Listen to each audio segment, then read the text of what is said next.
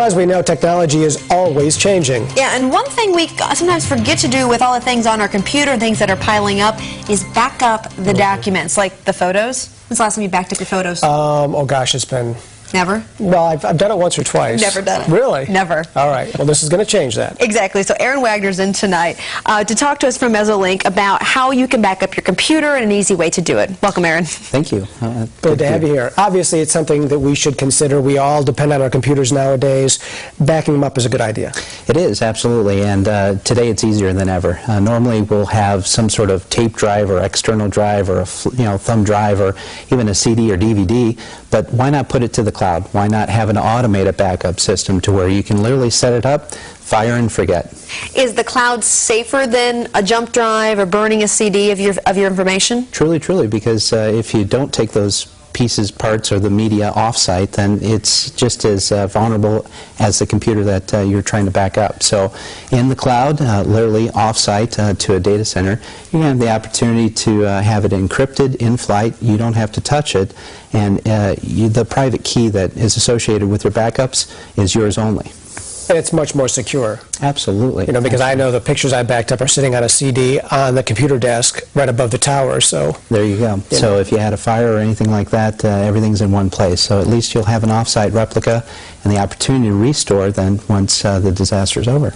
Now let's talk about upload time, because it seems like even just from a normal email, it takes forever to download a photo sometimes. Sure. Is this going to be a quick process, or is it really going to take a while to get a lot of this backed up?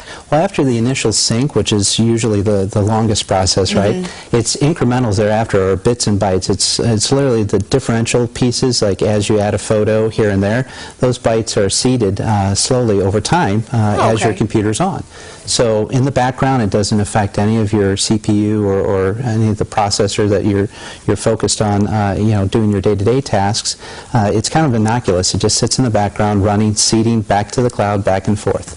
A new document, a new seed. All right. So it's not something that you have to necessarily set up a schedule to do. It just automatically happens when you sign up for the program. Good point. You have an option. You can actually set a schedule. So if you'd like to, in the evening time, go to bed and let it fire and do its thing. Or as you're working throughout the day, as a new document comes into the file that you've, or the spot that you've wanted it to replicate to, as soon as you drag it in, it starts bringing it right back up to the cloud. Now, how expensive is something like this for somebody to do at home? At home, it's under $5 a month. I mean, it truly makes it affordable for anyone. Businesses can scale into this on the enterprise level as well. All right, so how do we get a hold of you if we're interested in this kind of backup service? Simply look us up on the website, www.mezolink.com, and all of the details are there. And that's the easiest way to get a hold of us. Fantastic. All right, sounds good. Well, if you at home want to watch this again, thank you very much, Aaron, for coming in tonight from Mezolink. If you at home want to watch this again to kind of hear all the details, just go online to illinoishomepage.net. Look underneath the news at 7, and it will be underneath our live interviews. Coming up next, though, we've